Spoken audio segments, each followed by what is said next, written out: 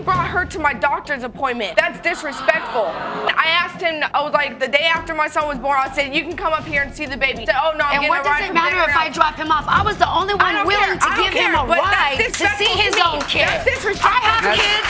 I know what it's like being a single mom, and I would not be with Jesse if he would not take care of responsibility. She cheated on me on my birthday. I did not cheat on you. She was gone with her ex on my birthday, and then come crawling back after that. She was gone with Mr. Dallas or somebody else? Somebody else. There could be more than one person that she's been with. It's not true, Your Honor. Ms. Clark says Mr. Newby bailed when she got pregnant because his new girlfriend, Ms. Faulkner, filled his head with doubts. Mr. Newby claims Ms. Clark was seeing someone else, and if he is the dad, wants custody because he thinks she's unfit. And just when it seems messy enough, emotions explode. Ms. Clark, you claim that you and the defendant, Mr. Newby, dated for only 3 months before you became pregnant with his baby. You say the relationship was moving forward until he left you for a woman you claim is old enough to be his mother. It is your belief that she is the reason Mr. Newby is denying paternity. Ms. Clark shares her tough past. Her dad's decided to eliminate himself, her mom's death, and addiction struggles during pregnancy. She admits to using drugs while pregnant, but says jail helped her clean up. The crowd applauds her turnaround, but the drama's far from over. Because, of course, it's paternity court, and it only gets messier. Your Honor, when I met him, I was in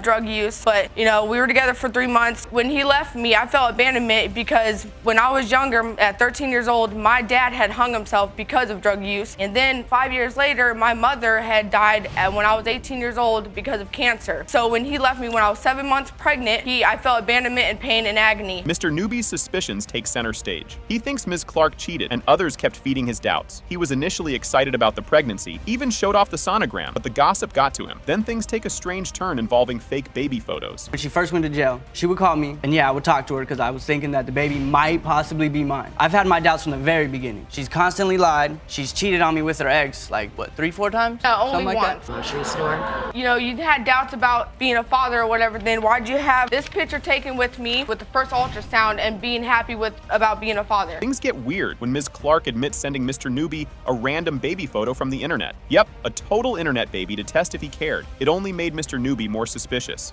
And that's not the end. Next up, it's all about hospital visits and boundary disputes. Well, it was a picture of the internet. It sent him the picture, but I was just upset because questions why he had left questioned me me. to see if he would like show any interest of seeing his son because he wasn't doing You showed that. him a picture of a fake baby as if the baby had born. Yeah, Yes. a newborn baby. I got a picture on my cell phone. While I was at work, I showed my manager and ran home. Hospital drama kicks off as Ms. Clark accuses Mr. Newby of showing up to appointments with Ms. Faulkner. She calls it disrespectful, while Ms. Faulkner claims she was just giving a ride. Clearly, no one's on the same page, and now they're arguing about who pays for what. He brought her to my doctor's appointment. That's disrespectful. I asked him, I was like, the day after my son was born, I said, you can come up here and see the baby. He said, oh no, I'm And getting what a does ride it from matter if I Deadbeat. drop him off? I was the only one willing to give him a ride to see his own kid. That's disrespectful. I have kids. I know what it's like being a single mom, and I would not be with Jesse if he would not take care of responsibility. Okay. Ms. Clark accuses Mr. Newby of barely helping with the baby. He says he tried, but Ms. Clark always refused anything from Ms. Faulkner. Judge Lake jumps in, urging Mr. Newby to take more responsibility. But you can tell this fight is far from over, especially as the fitness to raise the child gets questioned. I would call him and ask him if he can watch him or whatever, if he wants to see him. He said, I can't right now. That is not I true. want to And you take care of the didn't baby. I even tried let him see taking the care of kid the baby. until You after would not. You And when haven't we even bought bought stuff for the anything, baby, so- she refused. She said, because Joanne got it, I Yep, don't she didn't want want it. none. Because I bought it. She did not want to receive the gifts. And she did not But want it's to not your want it. responsibility. It's his Our as a money is father. combined. Yeah, the money. I don't care. Mr. Newby claims Ms. Clark is unfit because she used drugs while pregnant. Judge Lake points out Ms. Clark's efforts to get clean, and even Mr. Newby admits she's improved. It's all leading up to the big moment. The DNA results are about to be revealed. How are you gonna be 7 months pregnant and then stick a needle into both of your guys' bodies? But I like went that to baby jail had and to I'm go clean through that now, for no so- reason. She didn't even give him a chance. Ms. Clark admitted that that was an absolute irresponsible action, which was inexcusable. I heard her say that. Mr. Newby, you are the father. Ms. Holshoe storms into court claiming her mom had a fling with the defendant's dad, making her their sister. The Howard sisters are furious and call her a liar. Ms. Holshoe points out her name in the dad's obituary, and the drama levels up with more accusations. Ms. Holshoe, you claim your mother had an affair with the defendant's father, and today you're in court to prove that he is your biological father. Ms. Howard, you and your sisters say Ms. Holshoe is a delusional troublemaker whose promiscuous mother destroyed your family and ruined your home. Ms. Holshoe says she has terminal cancer and wants closure on her dad. She heard about her real dad when her drunk stepdad spilled the tea during a fight. Her mom confirmed it, and things got messy from there. I've recently learned that I have terminal cancer, and I like to have family history, and I also, which I know they don't want to, but I would also like to, because my stepdad was drunk, he was fighting with my mother, and he said, well, who do you think your father is? And so after that, my mother told me. She took me and introduced me to DL. We had a relationship from then on. The Howard sisters admit their dad once mentioned Ms. Holshoe might be their sister, but brush it off, claiming her mom slept around. The courtroom erupts into a messy argument, feeling like a Thanksgiving dinner gone bad. One time when I was 19 years old, my dad, he was in from California. My parents were already divorced. We were in from California. He had us all meet him out at a country bar. We showed up, that and her mother was there. And after about a half hour, we had some drinks and stuff, and my dad I don't even remember that, and she's lying, and I'm not a that. If anybody's a that, look over there. Whatever the case may be. The sisters talk about their dads cheating, but refuse to believe Ms. Holshoe. They share details from their lives, like detectives solving a case they want to ignore, throwing in some mean comments about her mom. I was in California living with my father. We had packed up our things and moved out because my father had gone to at the bar where her mother was working and caught her cheating on him. Probably has no idea who any of her children belong to. It's not my fault you guys don't want to know me. It's not my fault that your dad had sex with my mother, and I'm a product of that. Ms. Holshoe says she was invited to a Howard family reunion by Mr. Howard, but the sisters lose it, calling her a liar. She claims they chased her out, which the sisters deny. It's turning into a real soap opera. Your Honor, Mr. Howard invited me to a Howard family reunion. Lies. It was at Guilford Lake. That is a total lie. How does she know where the reunion is if she was invited or someone didn't tell her? Your Honor, I have been to every single family reunion. And I have been she has never been. Is it held at that location? I'm sure that she has this information because she's gone from my other sister. Kelly Howard says she believes Ms. Holshoe because their dad literally introduced her as her sister. Everyone is left wondering if their dad ever thought this situation would end well. Well, we were out one day, and I was about 19, and he said that he wanted me to meet one of his girlfriends. Met several of them before. So we go to Lynn's mother. He introduces me to her as my sister.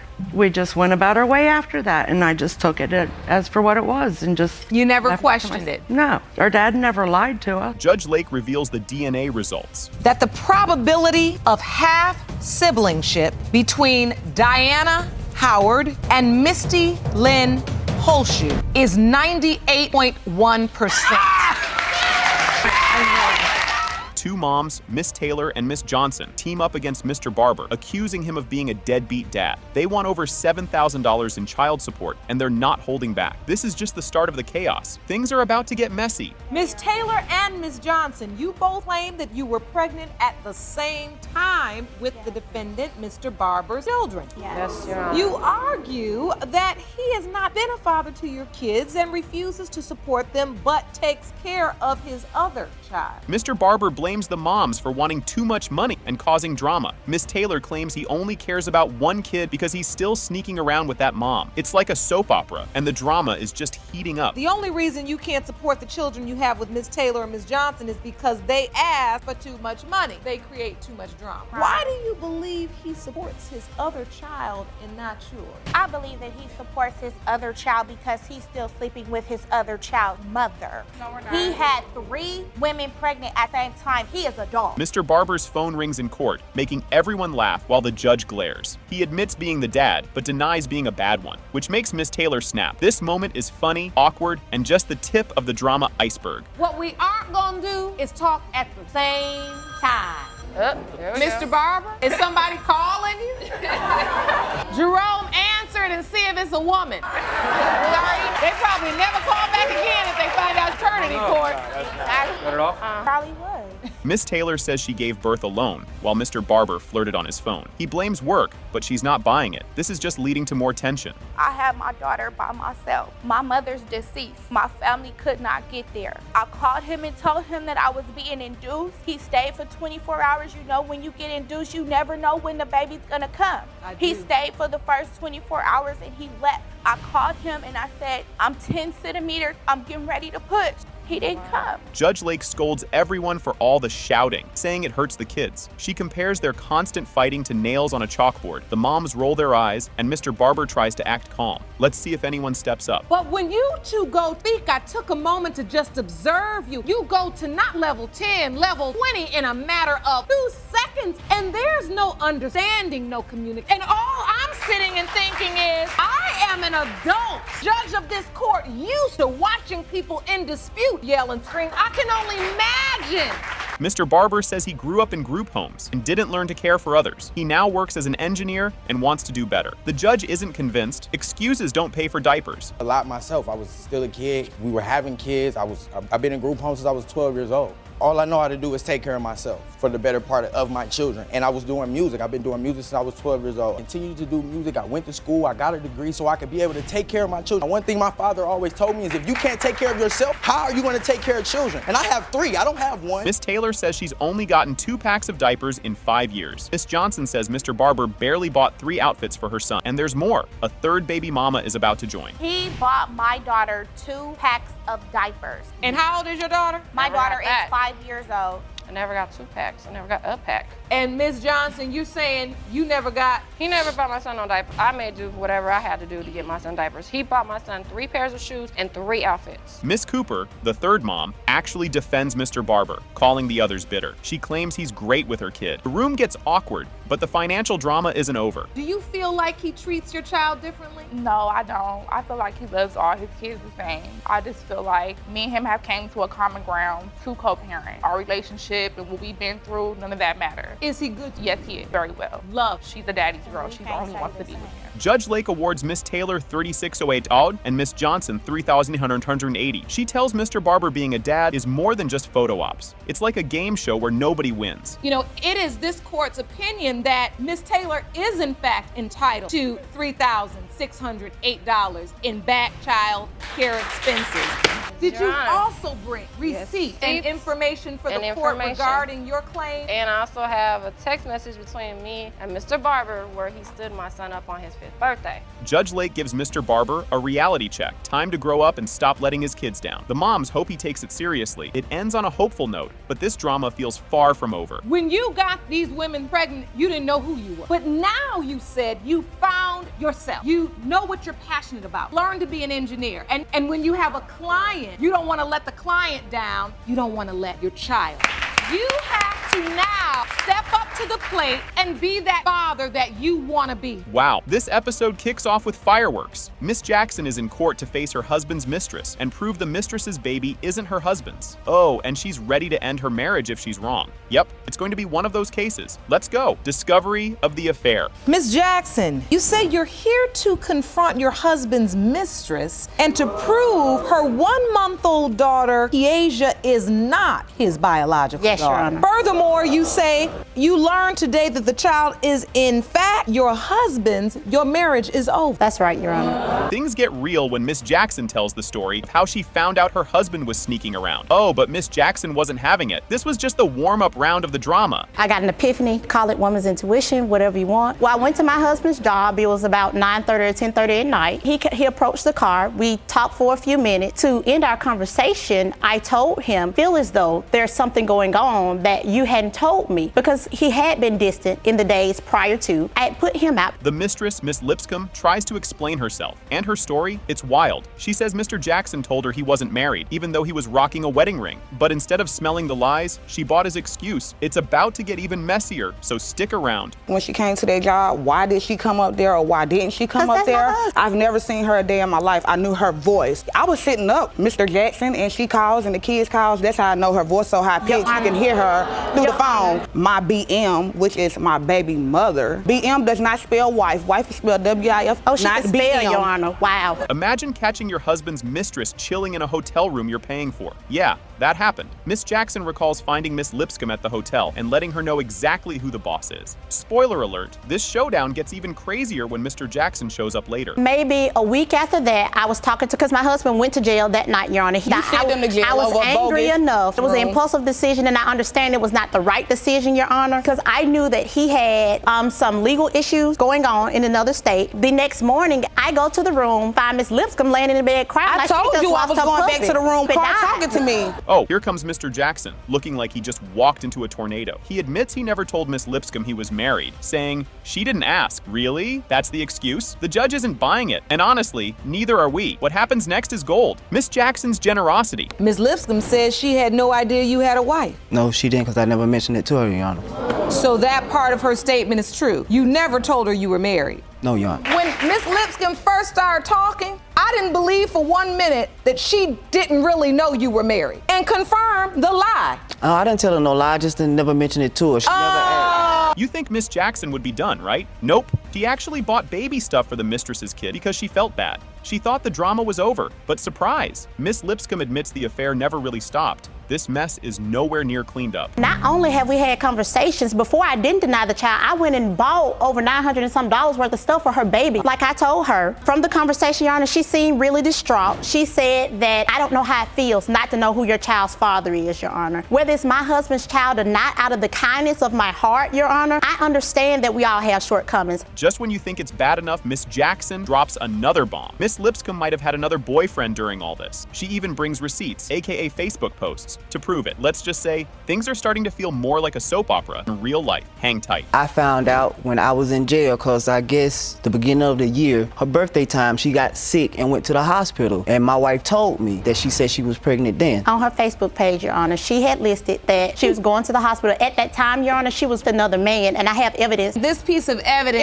shows that she was also dealing with another man. Yes, Your Honor. Oh, but Mr. Jackson didn't just sign the birth certificate. He was at the hospital. He put this baby on his wife's military benefits too. Like, that's not a big deal. The audacity, off the charts. And you already know, Miss Jackson is not about to let that slide. He can cut the cord, but he was there. So he did come for the birth? Yes. Mr. Jackson, did you sign the birth certificate? Yes. You did? So if it's Your not Honor, his child, Your why would he sign the Could I- birth certificate? could I Even more to intercede? speak on So her Mr. behalf. Jackson, you've acknowledged paternity? Yes. Your Honor, that's why the baby was placed on my benefit. Her I also benefit have- for not doing anything for my placed on child. my benefit, Your Honor. I also have proof of that. At this point, the whole courtroom is on edge as these two women go back and forth like it's the finals in a shouting competition. Miss Lipscomb says Miss Jackson is just using the baby as a reason to divorce Mr. Jackson. The judge steps in to say, enough already, but trust me, the next part is gonna leave you shook. Oh, I just believe she wants to know if this is his child so she can divorce him. Don't use my child as a crutch. If you want to divorce him, divorce him. Don't use my child as a crutch.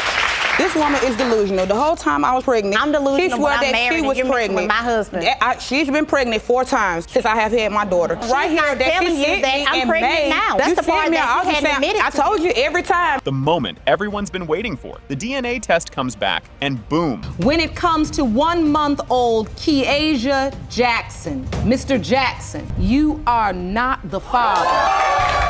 This kicks off like a reality show where nobody's winning. Mr. Burridge says he's been played and wants his name off the birth certificate, plus his money back for childcare. Mrs. Stephanies is fed up, saying Burridge was a great dad until now. Things are already wild, but they're about to get wilder. Mr. Barrage, you've dragged Ms. Stephens to court because you say you're being played for a fool. And when today's DNA results prove that you are not her daughter, father, you demand that your name be removed from her birth certificate and you be reimbursed for the past 8 months of child care expenses. Both had side flings. Welcome to the world's messiest love triangle. Burridge admits he had a girlfriend while seeing Miss Team Stephanies, who also had another guy. Miss Stephanie says Burridge knew what he was getting into, but things turned awkward real fast. If you thought this was messy, just wait, there's more. I also had another woman on the side, and you had another guy on the side. And I never knew it was a girlfriend. We were together every day since the first day we started hanging out. No. But when I sent you the pregnancy test and told you I was pregnant, you said what? I'm gonna be in her life. That's my child. You was there, you signed the birth certificate, cut the umbilical cord. I didn't force you to do anything. You chose to do that willingly because you felt obviously that she was your child. That's like a soap opera crossed with a bad rom-com. Burrage claims he was trapped into this baby, saying she wanted him away from his girlfriend. Ms. Stephanie says he chose to be there because he liked how she treated her kids. The judge looks like she needs a lie detector test for this one. But hey, it's just getting started. That's my child. I'm gonna be in his or her life. He's saying that I was just something to do, but that was never my impression. Me and Fernando, we was together all the time. It wasn't no one night stand. We was together consistently every day. I didn't think we were in a relationship, but I thought it was more because I knew that my intentions was to get more than what it was. And you also said this to me, talking like you gonna try to take me away from my girl. You know what I'm saying? Trying to set me up, trying to trap me. This is nosy neighbor heaven. Gossip galore. Burrage says neighbors told him Stephanie's was seeing half the block, making him question if the baby was his. He even points out the baby's complexion is too different. Ms. Stephanie's rolls her eyes like she's had enough of this nonsense. The judge starts piecing things together, but it only gets weirder. I didn't know how many guys she slept with. Guys coming out the blue in the neighborhood while I stay, just come out the blue. I hit that, I hit that. And he's going off what other people saying. Ask him, does he know anything that's for sure? Not what people are saying. Do you know for sure? Do you have any proof of this? I have proof, Your Honor. For one, Your Honor, I don't have light blue, green, hazel eyes, Your Honor. So that's for one. The other guy has light eyes. Yes, Your Honor. This part is either touching or hilarious. Burrage shares he didn't have a dad growing up and didn't want the same for Phelan, but now feels foolish. Ms. Stephanie says she thought Burrage was her ride or die, now feels humiliated. Just when things seem settled, bam, a twist. I really don't know who my father is, because my name ain't on the birth certificate other than what my mother tell me, but ain't no name on the birth certificate. On my generation, my close in that family, all the way to like 1874. And like far as our genetic code, everybody, we got big eyes, big nose, big lip. That baby got light eyes, little nose. From you, Mr. Barrage, she's my child also. She can have my genes. Things just got crazier. Ms. Stephanie's reveals she's 5 months pregnant with Burrage's baby. Burrage says she trapped him again, while she insists otherwise.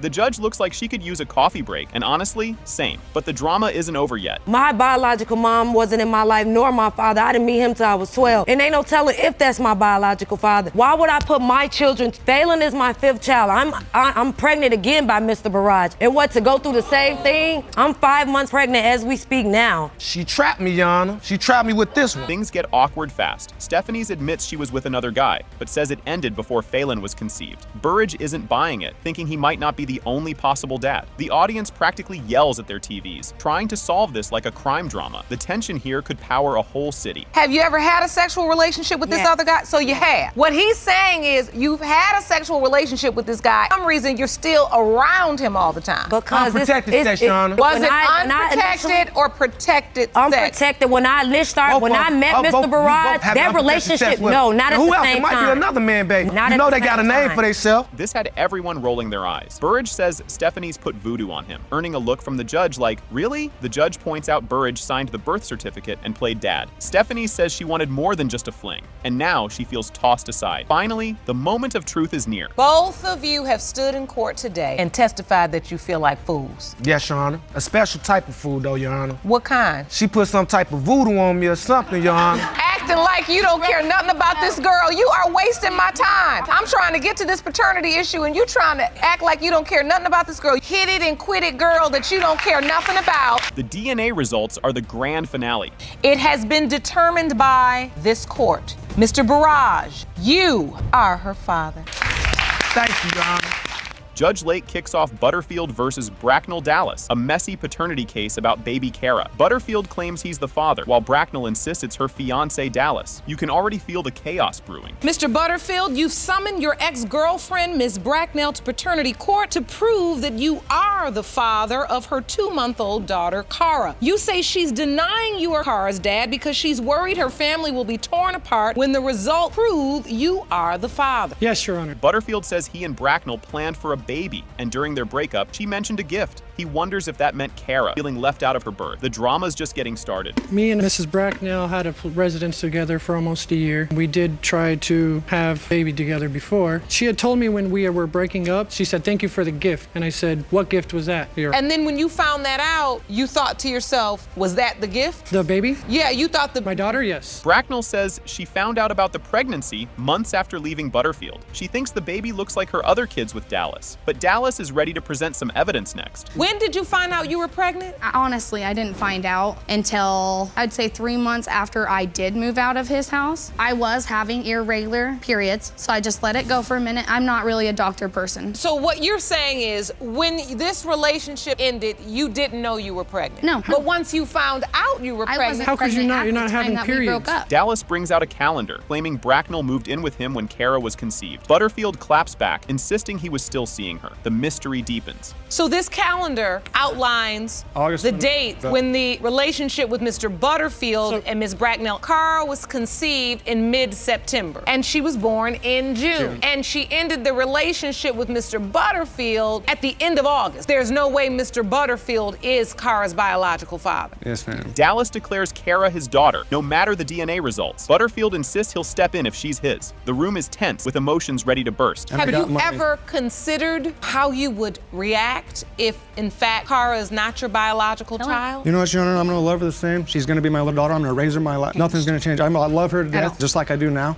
He's actually made our family stronger. That's good. I'm not trying to get her back. I'm just trying to be in my daughter's life. No, you just have a... Butterfield found out about Kara via a Facebook post, someone else holding her. He accuses Bracknell of hiding it, but she denies it. The back and forth doesn't seem to end. The only time that I actually ever found out that you guys were even pregnant, that's a Facebook post that they posted on that the baby was even. That's before I even knew. It says, this little girl is ready. Yep, that little girl's ready right there. And then I also, the only thing I got was a text message from of a friend saying of her sister holding my daughter. Butterfield accuses Bracknell of cheating and even leaving him on his birthday. She denies everything. The tension rises as they prepare for the next round of accusations. She cheated on me on my birthday. I did not cheat on you. She was gone with her ex on my birthday and then come crawling back after that. She was gone with Mr. Dallas or somebody else? Somebody else. There could be more than one person that she's been with. It's not true, Your Honor. I've when I found out about it, I messaged her mom, let him know I was coming. I blocked, obviously, on their That you were coming? Let's explain that text message. You guys even got together. Butterfield insists Kara is his, pointing out physical similarities. Bracknell counters, saying Kara resembles Dallas and her other kids. Everyone's waiting for the DNA test to decide. She looks more like me. Even her own family says it. They look like me. She's got my nose, she's got my lips, she's got my brown hair. All her boys are blonde. Yep, and they've gone brown the older they get. Exactly. So you are convinced, Mr. Butterfield, this is your daughter? Oh, I'm 100% convinced. Judge Lake asks if Dallas would stay if Kara isn't his, and he says yes without hesitation. His devotion is clear, but the DNA results will soon shake everyone. So therefore, if in fact Kara is not your biological child, will you be able to continue this relationship? Oh, yeah. You will? Yep. Okay. It has been determined by this court, Mr. Butterfield. What did I tell you? Well, break for us is I'm leaving out the house, I'm gonna go to my parents' house for a while, or you leave and you go with your mom or something. No, that's like not a break. That was a break between us, and we were always back together within a month's time. It was still no excuse. A break is not an excuse to go sleep with someone and have a child by someone else at all. How in the world do you think you making babies in this world and don't have a job? Who's supposed to take care of them? Me? How do you think you cannot have a job? What? How do you, what? I couldn't hear you. It's called excuse me, ma'am. See, we're gonna get it right in here today. I don't know who's teaching you, but I'm gonna give you a lesson. I'm teaching them. When I say something, answer's not what. Okay. You didn't teach them correctly. Ms. Nichols says Mr. Young denies being her 13-month-old daughter's dad. Mr. Young insists she was pregnant before they met. The awkward finger-pointing begins, and it only gets messier. Ms. Nichols, you've dragged the defendant, Mr. Young, to court today because you say he denies he's the father of your 13-month-old daughter, Sine. You say it's time for him to step up and take responsibility. You say you refuse to accept Sine because you claim that Ms. Nichols was already pregnant when you began your relationship. Ms. Nichols says she left Mr. Young because he cheated, while Mr. Young says she practically moved in after a Facebook chat. Their stories are worlds apart, and the drama is just getting started. He actually started denying her when I moved out of his house because he was cheating. I've known Mr. Young for 19 years. We met when we were 15 years old, and when I met him again on Facebook, we automatically moved in together. We didn't automatically move in. She hit me up on Facebook, talking about because she'd been trying to find me. Came over, she was still on the same thing she was when I first met her, trying to get back. Mr. Young claims Ms. Nichols had a sugar daddy paying her bills. She admits he helped, but denies anything more. This sugar daddy gave rides, meals, and cash, which only makes this mess even crazier. And who is this man? He's a friend of mine. Do you have sex with him? No, I do not. You don't have How sex? old is he? 73. Whoa. He calls him your sugar daddy. What does he do for you? Any and everything I ask him to. Since he wants to go there, he had no problem with this man when we were hungry, and I would call him and he would bring us something to eat.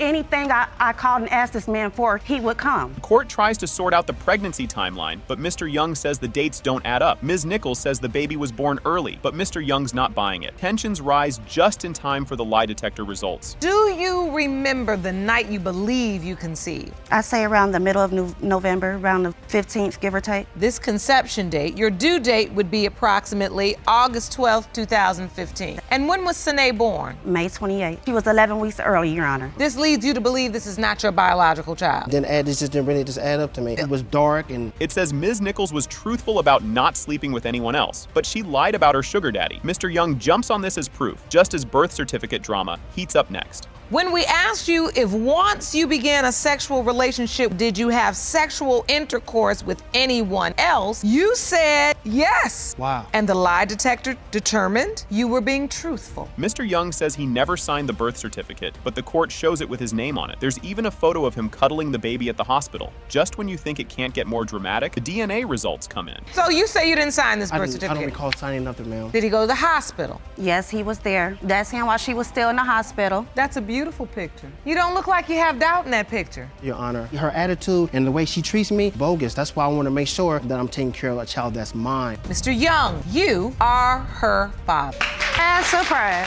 This wild case kicks off with Benning vs. Bodine. Mr. Benning suspects he isn't the father after his partner's affair, but Ms. Bodine insists he is. Get ready, things are about to get heated. Mr. Benning, you recently appeared in couples court and it was confirmed that the defendant cheated on you. This infidelity has caused questions regarding your 2-year-old daughter, Robin, and 6-month-old son, Jermaine Jr.'s paternity. Although you are hopeful that both are your children. Mr. Benning talks about his deep bond with his daughter, Robin. He dreamed of having a daughter after losing his mom, and Robin was his dream come true. But knowing what's coming next makes this feel like the calm before the storm. First off, Your Honor, my mother passed away when I was 14 years old. She was my best friend. We spent every waking moment together. After she died, it, left me hurt. I always wanted a daughter, and I promised I was going to take care of her and treat her like my mother took care of me. Oh, that's wonderful. I've always stuck by with that. So having a daughter has been so important to you. So important. I waited first. While Ms. Bodine was giving birth, Mr. Benning got a text saying someone else was the father. Despite the shock, he signed the birth certificate and stayed calm. His loyalty in that moment is impressive, but things are about to unravel. It actually happened during labor, Your Honor. I was in the hospital sitting across from Kayla. She was pushing this baby out, and I received a text from a guy telling me to leave the hospital because that's his baby and he needs to be there. What? I am in labor, like literally in the hospital, and I received a text telling me that the child that I'm waiting to come isn't mine. Ms. Bodine had already tested another possible father, and it came back negative. Mr. Benning isn't reassured, wondering if there are more possibilities. How do you know this other guy is not the biological father? Because, Your Honor, I stood up, did the woman and the mother thing I had to do, and got the other guy tested. Oh. And he wasn't the father. And you submitted those results to the court? Yes, I did. That the probability of paternity between you and this other guy is 0%. Yes. The tension keeps building. Mr. Benning talks about how hard it is to raise Robin while doubting she's his. He describes the pain of people claiming to be her dad. Just when it's almost too much, the DNA results come in. Stan, what does that feel like when she says that to you, Mr. Benning? That little girl right there, it's my mother come back to be with me. And when she you tell me looks that, like her when mother. you tell me she's not mine, it feels like you're taking my mother away from me again. Look at them. Look, they're twins. She's beautiful. They are. They do look a lot alike. The results are in. It has been determined by this court. Mr. Benning, you are not the father. What the? Miss McCrary says Mr. Goodson hasn't done anything for their 18-month-old daughter, Arian. He denies being the father and doesn't think he belongs there. Drama's about to heat up, and it gets spicy real quick. Ms. McCrary, you have petitioned the court for a DNA test to prove that the defendant is the father of your miracle baby, 18-month-old Arian McCrary. Yes, Your Honor. You claim Mr. Goodson has done nothing for your daughter, but today, that's going to change. Miss McCrary vents about Mr. Goodson barely being around for their daughter. She gets emotional about having her first child and how much Arian means to her. This story is full of layers, and it's about to get deeper. He has been to a certain extent. One hand, how many times? One hand in 17 months, you can count? Yes, Your Honor, and counting. And when you see her? That's my miracle baby. You know, conceive. You know, when you're in a relationship with a man for so many years, you know, you having unprotected sex, you're trying to get pregnant, things of that nature, it doesn't happen. You think you can't get pregnant. Miss McCrary claims Mr. Goodson ignored her and their baby when she saw him with his other family. He denies it, saying he didn't see the child. It's a heated back and forth, and neither is backing down. Did you walk past Arian in the store and not even acknowledge her at all? That's not true. We actually seen each other at the same time. She was coming, and I was going toward the checkout. She was going, I guess she was going to get an item or something. And we never said, no, I didn't even know that Arian was with her. Yes, But you are not acknowledging that you are the father of this beautiful baby. Mr. Goodson says their relationship started casually, but then caught feelings. He accuses Miss McCrary of being secretive with her phone. This fling is getting messy, and the drama is just beginning. Every time we got together, it was like her phone used to ring a lot, and she come over there. You know, we stayed on two different sides of town. She'll come over there probably a day or two, and I might not hear from her, a couple more days after that, or whenever she's around. Her phone is just constantly going off, and she was always secretive about it, so. What was the nature of this? It was friends hanging out, and Miss McCrary reveals Mr. Goodson was still married when they were together. Judge Lake reminds everyone that separated isn't divorced. The situation is wild, and it only gets crazier. You wanted to make things a little more serious. How serious could it get when you already had another person? Well, we was married but separated, and she was like, nah, that's not what I want right now, and this, so, But do you blame her maybe being a little nervous because even though you were separated, you were still married? And I always say a man is married until he is divorced. Okay. It's just, that's the way it is. Miss McCrary vividly describes the night she thinks she got pregnant, complete with a stop at American Deli. She talks about their unprotected fun and how sure she is about the timing. Just when you think that's enough, the details keep coming. He picked me up that night from work, July the 10th. If I'm not mistaken, we got American Deli, okay? He likes to eat. I like to eat. Not a problem. Extra chicken, extra cheese, sub sandwich. When you're grown, you're nasty, you get in tune. I like the things he do to me, vice versa. We enjoy each other. Why not? We're grown. We hadn't had protected sex, so come on. At the end of the day. Miss McCrary says Mr. Goodson initially promised to support her, but then backed out. He now questions why she even called him, claiming they hadn't been intimate for months. The tension keeps rising, and the arguments are about to explode. What happens when you find out you're pregnant? Well, of course, I told family members they were up for my decision, and I had to just sit and, think about it. So when I told him, he was just up for it. Rub your stomach, take you to doctor's appointment. I just felt like, oh, okay, well, maybe he heard from me. Got me thinking that, it's gonna be all okay. It was not all okay. I didn't want to be by myself. Mr. Goodson claims Miss McCrary admitted to being with someone else during the pregnancy. He's skeptical due to a previous false paternity claim. The drama keeps escalating with no end in sight. Thought about it because as a woman, you said a real woman shouldn't have sex with other men, but at the end of the day, when you go back to your dates, a real woman know who she having sex with. When I told him my date and I went back and told him when it happened, why, what we was doing, it could be a possibility. Oh yeah.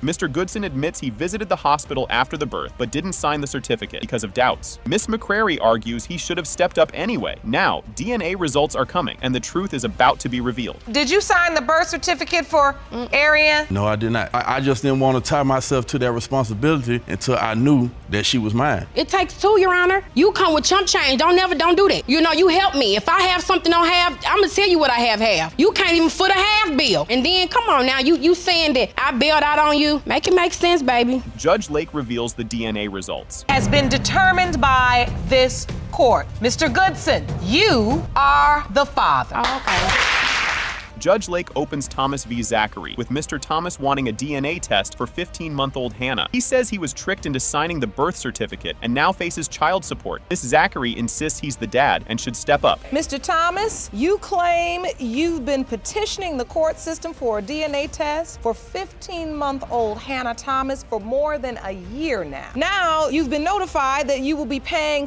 because you signed the birth certificate, but claim it was under false pretenses. The relationship timeline is a roller coaster. Breakups, reunions, and a surprise pregnancy. Mr. Thomas thought the baby was his until doubts crept in. Now he questions everything, and it's about to get intense. Your Honor, me and Rakaya were separated towards July, maybe for a couple weeks. August, we got back together, you know, towards the end of August, beginning of September, she told me I feel pregnant. And we went to buy like maybe 4 or 5 pregnancy tests that day. Your Honor, I found out that I was pregnant September 18th, to be exact with you. I went to that doctor's appointment and I came home, I handed him the papers. This is my results at the doctor. This is my proof of pregnancy. Mr. Thomas claims the pregnancy timeline is way off from what he expected. He believes Ms. Zachary lied, but she says she was carrying twins, which changed things. More drama follows as they revisit their break. First time ever having twin children, and I didn't know at the time that I was even carrying twins. We went to the doctor, maybe probably was about 3 or 4 weeks later, and the doctor was telling her, yeah, you need to stop smoking cigarettes. Telling me like, look, you need to be honest about smoking cigarettes. Here's her paperwork. And he showed me the paperwork, and it said 15 or 17 weeks or something like that. I'm like, hold on, wait a minute, y'all. No. Ms. Zachary admits seeing someone else during their break, but still claims Mr. Thomas is the dad. He's not buying it and questions her actions. Their arguments escalate, making the courtroom feel tense. I had been on a break over a month and a half when I was with the other guy in July. A break for us is I'm leaving out the house, I'm gonna go to my parents' house for a while, or you leave and you go with your mom or something like that. No, that's not a break. That was a break between us, and we were always back together within a month's time. It was still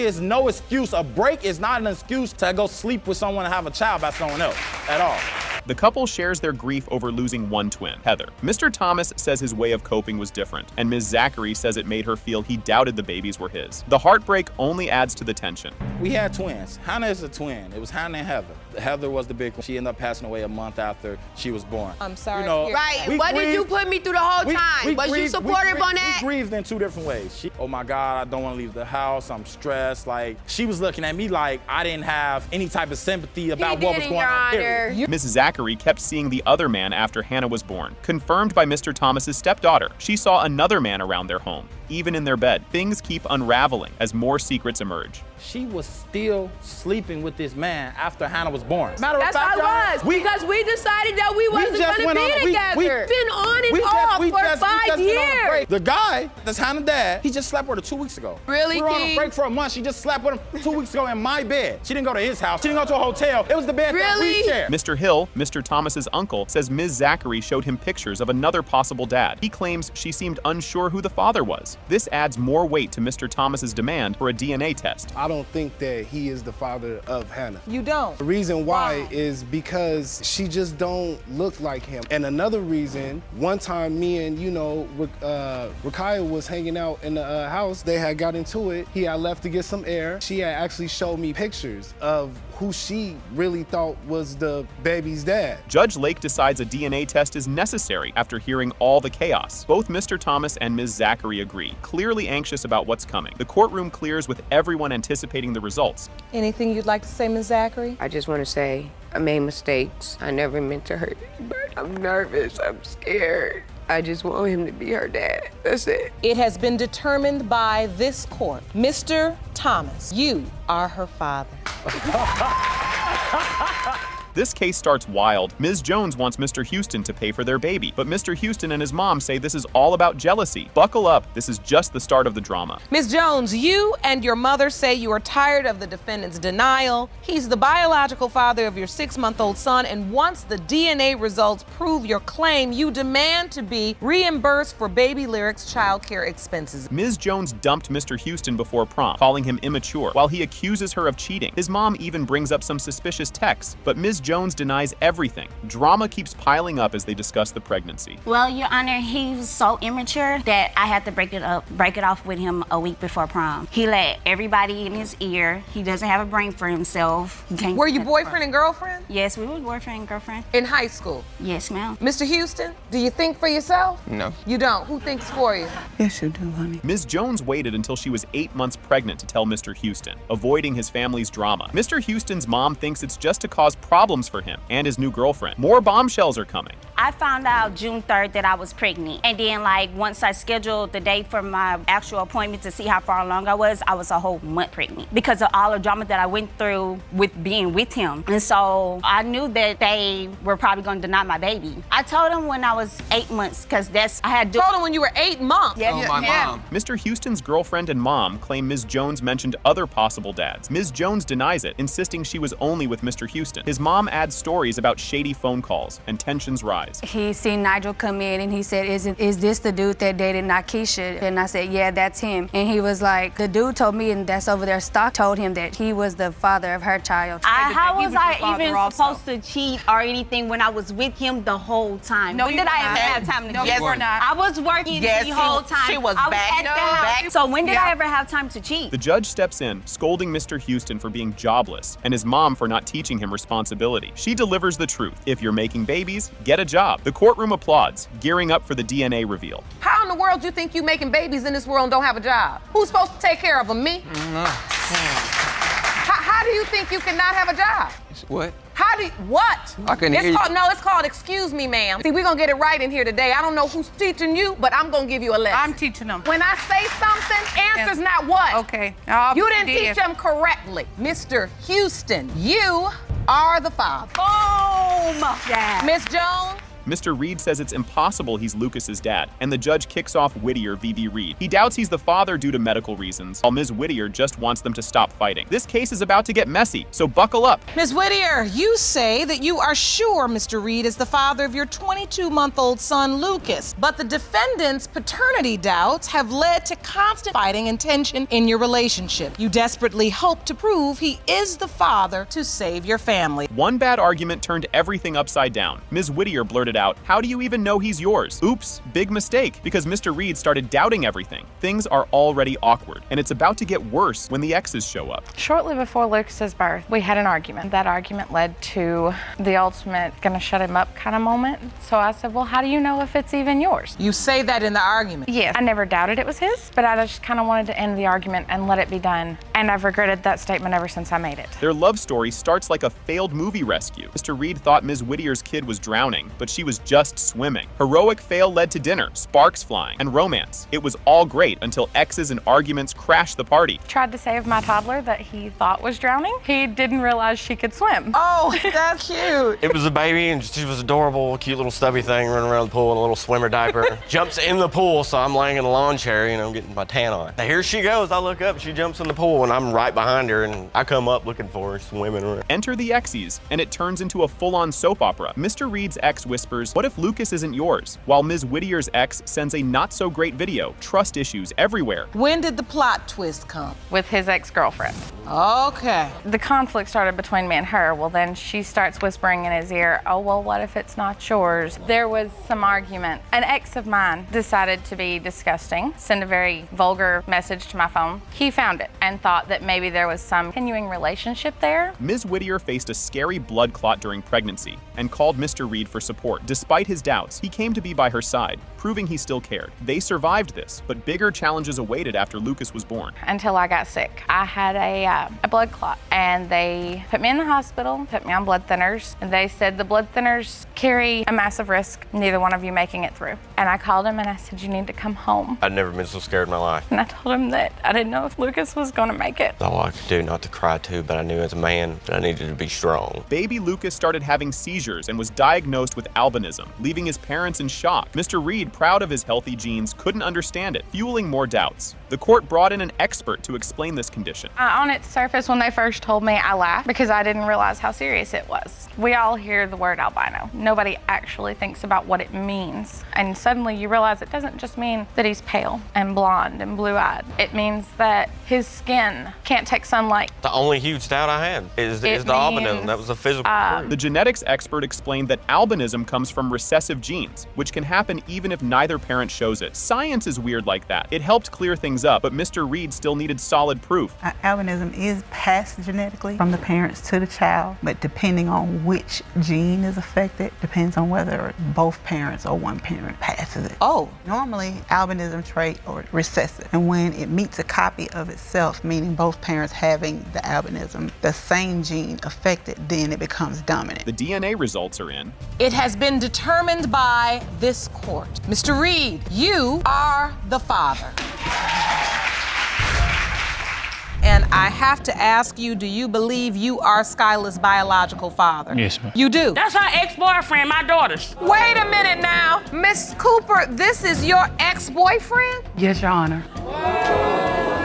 That was a mistake, Your Honor. And that is not the person that was supposed to stay in that apartment. It was someone from California that was advised to me. That's who was going to stay in the apartment. She wanted me to stay in the apartment after her son passed away. You came and stayed there when you were pregnant. Yes, I did come to stay there. And the time when I was staying there and after I moved back to my parents' big house. Okay, hold on. So her ex is your friend? Yeah, told me if I... Now we're getting places. Well, we were okay. friends. We were friends. So you went over there, got the car, but when you get to her house, your boy's girl was flirting. No, she didn't flirt till I left. Like 5 minutes later, she sends me a text message. Oh.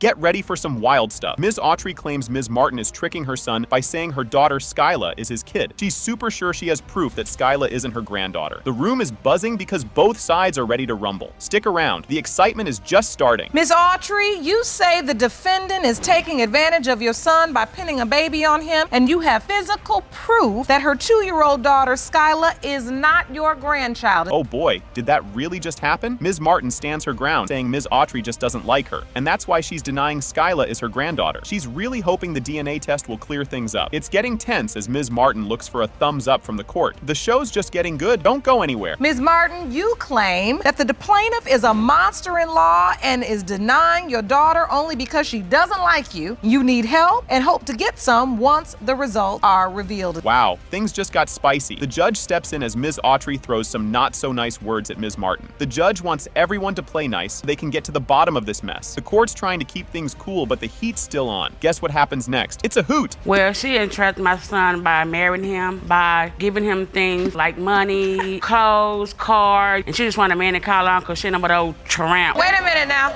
Let's use respectful language. I want to understand this. You say she entrapped him, but she's giving him money. She's doing this. She wanted a man of her own. Yes, ma'am. Autry, really? Why would you say that, Miss Autry? Because you do, Miss Tramp. You've got to hear this. Ms. Autry tells a wild tale about trying to crash Ms. Martin's wedding. She found out last minute and dashed over there to put a stop to it, showing just how far she'd go to break things up. This bit is just nuts, and just when you think it can't get any zanier, it does. Because I got a phone call, so I was getting married down to my house, so I was on my way walking down there to start the marriage to my friend. That's why I was going out to go start the wedding. She tried to stop the wedding, Your Honor. She tried to stop the wedding. Move your way to Cliff so you can get married to him. You can't talk that fast, then turn to the side. I can't even read your lips. I felt like I was at an auction or something. I was like, what? Just when I thought it was all over. Despite Ms. Autry's wedding crash attempt, Ms. Martin says they just moved the party elsewhere and tied the knot anyway. The whole wedding crew just picked up and moved, showing they're not giving up without a fight. And the craziness doesn't stop there. More wild stuff is on the way. But you all ended up getting married on that day anyway, in another location. Yes, Your Honor. Did your whole wedding party follow you? Now I'm curious. Yes. Ms. Autry trailing behind? Well, I don't get how that worked. I didn't have no choice. I ain't had no car. If I'd had a car, I went right on behind them. And there wouldn't have been no wedding. She's crazy, Your Honor. So you've never cared for Miss Martin? It ain't so much as I never cared for Miss Martin. It's just that this part is too funny. Ms. Autry is now talking about toes and eyebrows, claiming these bits don't match up so Skyla can't be her grandkid. The judge is trying to keep a straight face listening to this toe tale. Hold on, because there's more funny business coming up. She don't have the toes like my son. Yes, his toes cross, his big toe is here and his toe next to his overlap. Toe. It crawls over like that, and I have proof, Your Honor, that is not his baby because her toes don't do that. Yes, they do, and Your Honor. Thick eyebrows eyebrows as me and my son and my daughter have. So I know they that's haven't not my grew son's yet. baby. I mean, they grew. All right, You act like she's supposed to come out with full-blown eyebrows. She do. No, she does. He did. All right. You won't see this one coming. Ms. Martin drops a bombshell. She once told her hubby Skyla might not be his to hurt him because he had hurt her. This big reveal throws a curveball into the whole paternity puzzle, and everyone in the court is on the edge of their seats. The next part is even more jaw-dropping. You told him, your husband, that this was not his child? Yes, Your Honor. I was trying to hurt him. He left me to go be with another woman, and I was trying to hurt him like he hurted me. Did you sleep with another man? Yes, Your Honor. Prior to him coming back into my life. And she was already pregnant. No, Is there any chance that man could be Skyla's biological father? No, Your Honor. Get a load of this twist. Just when you thought it was all figured out, Mr. Gott steps into the picture, claiming he might be Skyla's dad. This guy used to date Ms. Autry's daughter, which just makes everything more of a soap opera. You'll totally flip when you hear what he has to say. And I have to ask you, do you believe you are Skyla's biological father? Yes, ma'am. You do? That's her ex-boyfriend, my daughter's. Wait a minute now. Miss Cooper, this is your ex-boyfriend? Yes, Your Honor. That was a mistake, Your Honor. Ms. Martin, you slept with your sister-in-law's boyfriend? Yes, Now Your who Honor. crazy, Your Honor?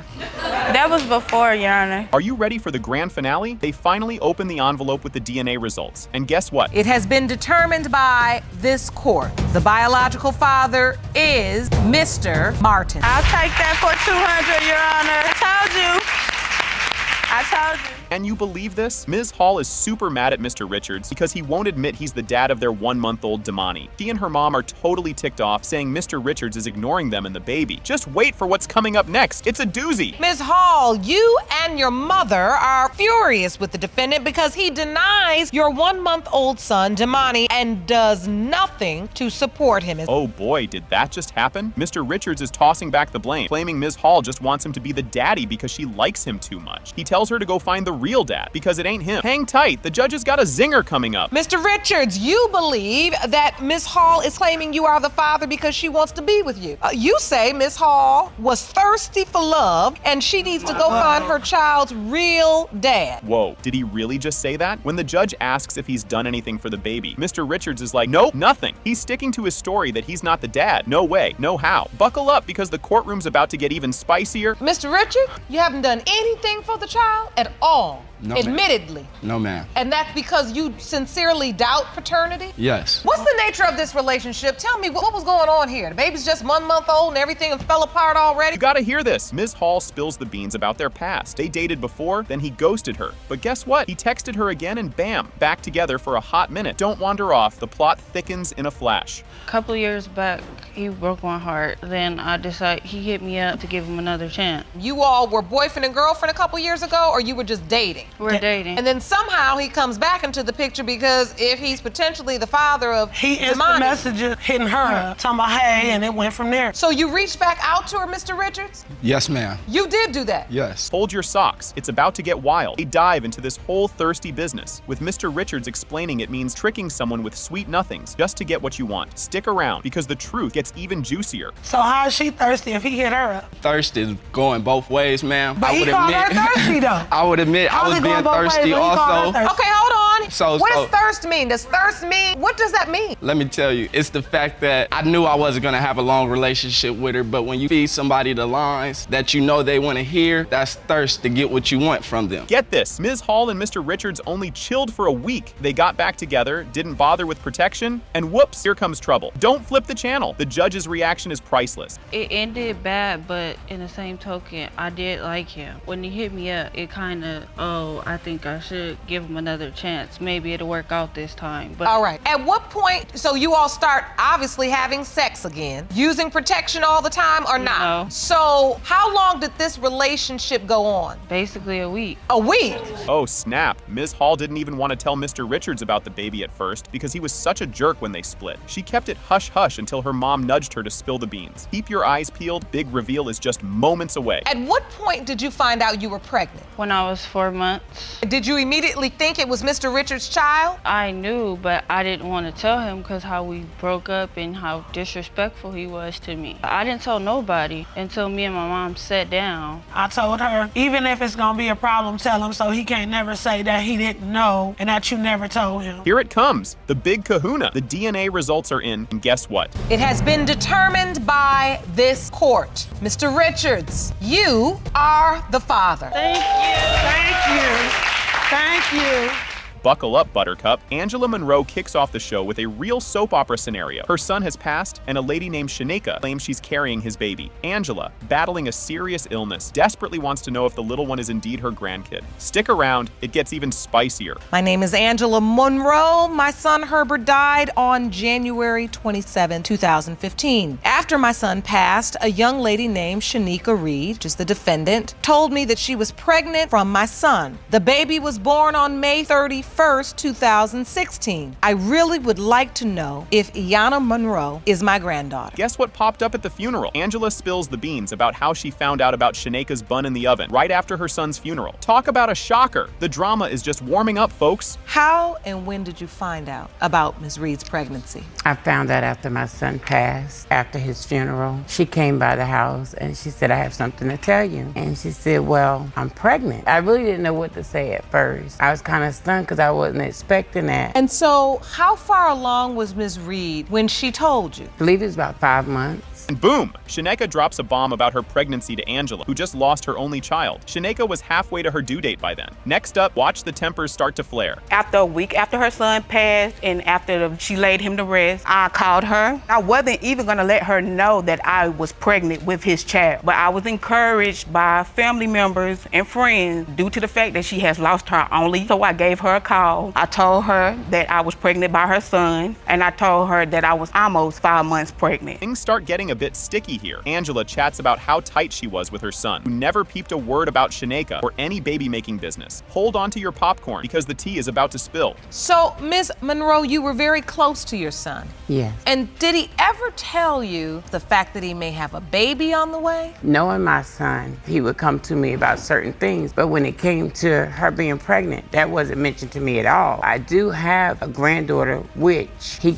let me know that this person was pregnant, but I had no knowledge of this baby. Ready for a twist? Shaneka paints a lovey-dovey picture of her and Angela's son planning to shack up together, which Angela quickly calls bogus, insisting the apartment lease was in her name too. Ooh, the plot thickens. Second week on us hanging together, he already had made it up in his mind that he wanted me to be his life companion. When she was moving out, I was supposed to move into his apartment. Had you met Ms. Monroe? Did you meet his mother? Yes, I did meet her. And the thing about that was our apartment, me and my son's apartment. You even said this is Ian's apartment. Yikes, raise your shields. A fiery debate breaks out over who paid what and who lived where, digging up a whole garden of beef between Angela and Shaneka. And guess what? It's not over yet. Nobody can take my son. God took my son from me. I wasn't gonna leave my son to be anywhere else. And that is not the person that was supposed to stay in that apartment. It was someone from California that was advised to me. That's who was gonna stay in the apartment. She wanted me to stay in the apartment after her son passed away. You when came she and was stayed moving, there when you were pregnant. Yes, I did come to stay there. And the time when I was staying there and after I moved back to my parents' big house. Okay, hold on. Hold your horses. Here comes a doozy. Post-baby birth, Angela's thrilled but skeptical, especially when Shaneka starts pressing for DNA test money. Tension's cranking up, and you won't want to miss what's next. They called me after the baby was born. Of course I was excited. Well, if you don't have nothing for her, you're gonna pay for the DNA. That costs $400. I said, well, you pay half, I'll pay half. Why would I pay half on a DNA test that I'm not gonna get the results from? And then you could just say, oh no, I got the results, and then say, you're not the grandmother of this baby. No, I'm not gonna pay. That's what you don't understand. All right, everyone, lean in. As the DNA results are about to drop, Judge Lake tries to simmer down the feuding duo, hoping to patch things up for the sake of the kiddo involved. The big reveal is on its way, and it's a game changer. Ms. Reed, if in fact this is Mr. Monroe's biological daughter, would you allow Ms. Monroe a chance to be in her life and be a grandmother and get to know her son's daughter? I would not stand in the way of that relationship. I would not. That's what I wanted to hear. Let's focus on the paternity question. Let's focus on Iyanna, because ultimately that's what's important. Here it comes, the big kahuna. The percentage of relatedness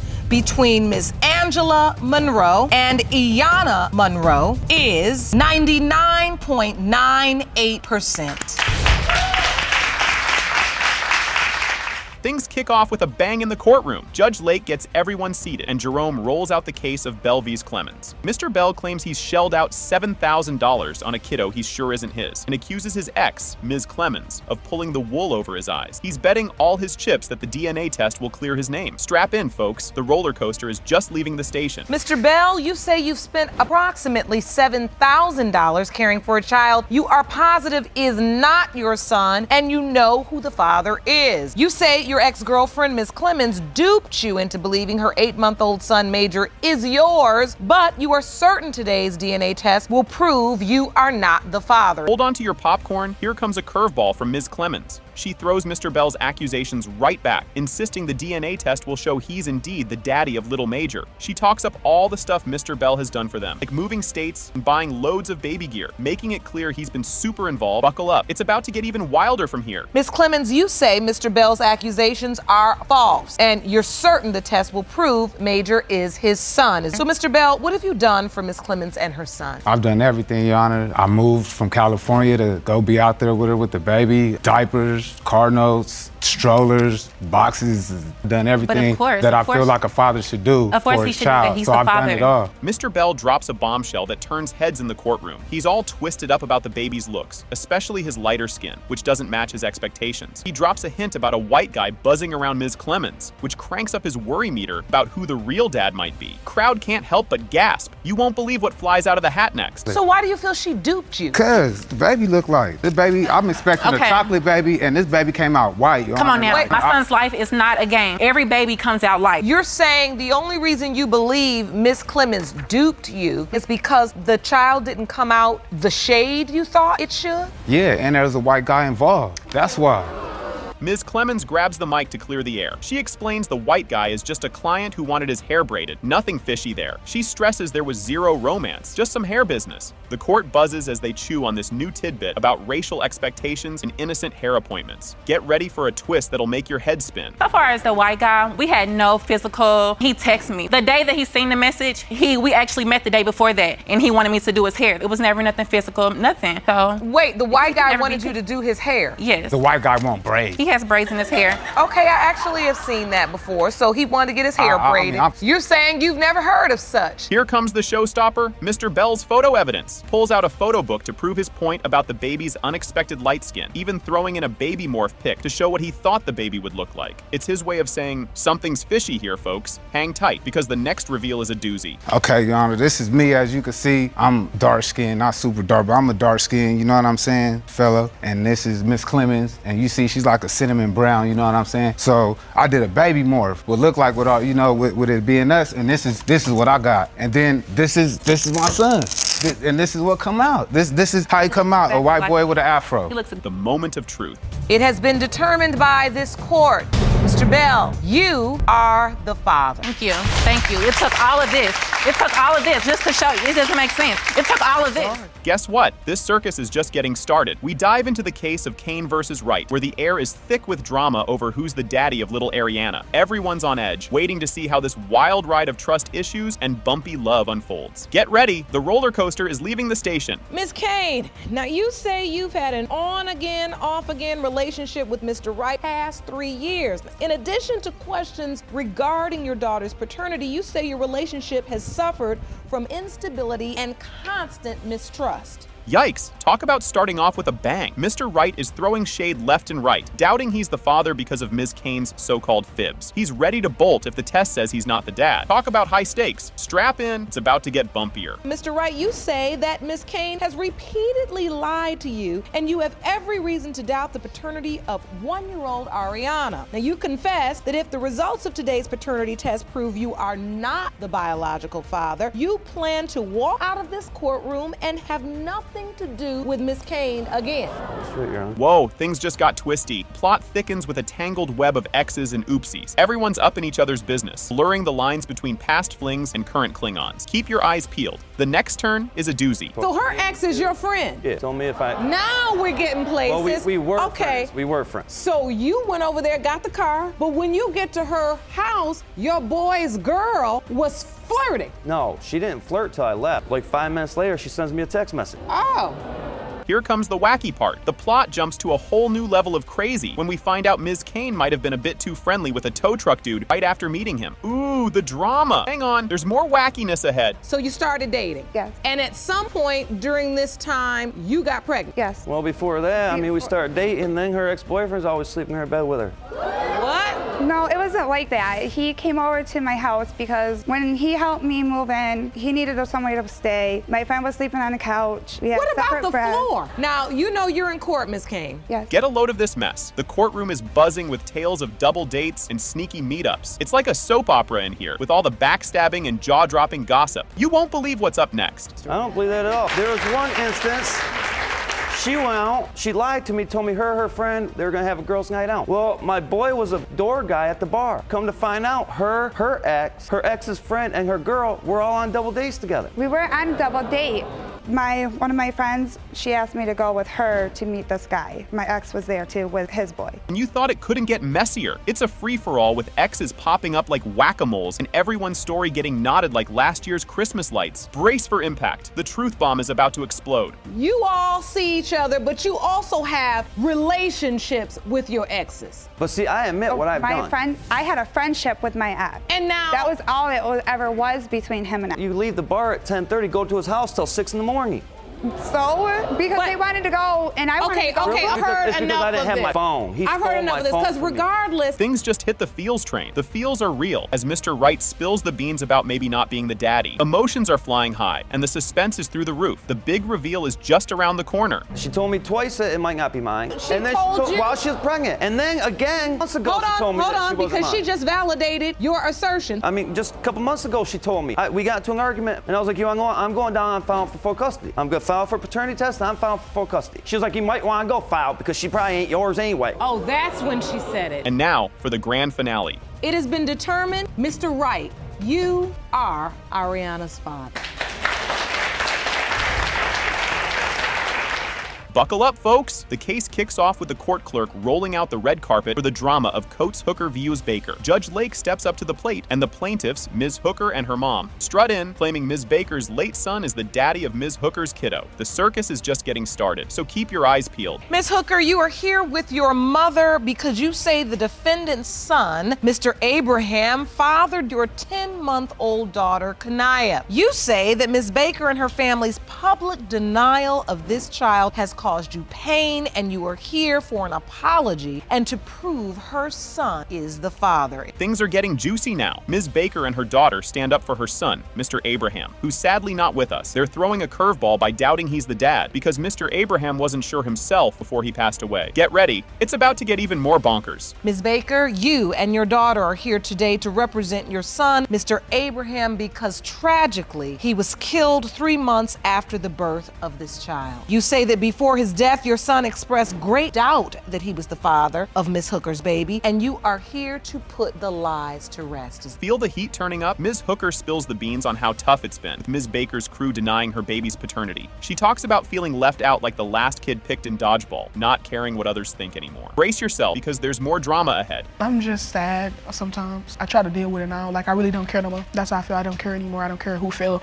nothing about my baby. I don't care. It just seemed like everybody else looking upside my head like I'm an animal. Like, every time I'm sitting down doing something, they looking at me like I'm the outcast of the group. She looked like me, so why's the problem? That's why I decided I don't care about nothing and none of that. You'll never guess what's next. Ms. Coates jumps into the fray to defend her daughter, pointing fingers at Ms. Baker and her family for the heartache they've caused. She insists the negative chit-chat has really hurt Ms. Hooker. Just wait till you hear what pops up next. It's not that she don't care. Her feelings been hurt, so she hold her guard up. It's not Ms. Baker who denies Kenaya. It's her family who makes my daughter to be his baby. She fat like them and a whole bunch of stuff. Never from Ms. Baker. It's always her family who always have something to say about my grandbaby. My daughter's feelings have been hurt. Whoa, things take a serious turn here. Judge digs deeper into how Mr. Abraham died. Ms. Baker shares the heart-wrenching story of her son being shot and dying soon after, which really throws a shadow over everything. The emotional meter is about to explode, so don't go anywhere. May I ask what happened to Keyshawn?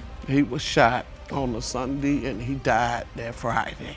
I'm so very sorry. A test done because of what the other young man said, and you know. What did the other young man say? He told Keyshawn that when he wasn't around, He was supposedly sleeping with Denaya. Now, here's a twist. A relative remembers Keyshawn acting all fatherly before he died, which kind of clashes with his iffy feelings about being the dad when upset. The plot thickens. What comes next is a real jaw-dropper. In your mind, Keyshawn accepted that he was the father of this child. Yeah, in my mind. From the way he behaved at your home. I think he just went off what they're saying in their circle of kids. You know, they talk, they have their... The boy was telling him that, you know, when you were away... Hang on to your popcorn. This part's a doozy. They dive into why Kania wasn't mentioned in the obituary, stirring up a hornet's nest of feelings and making Ms. Hooker super upset. The tension's building, and you won't believe what's thrown into the mix next. What did I do to her? Oh, you can't go. Don't go there, Miss Blanche, because you know the truth is we're all here to talk, honey. This is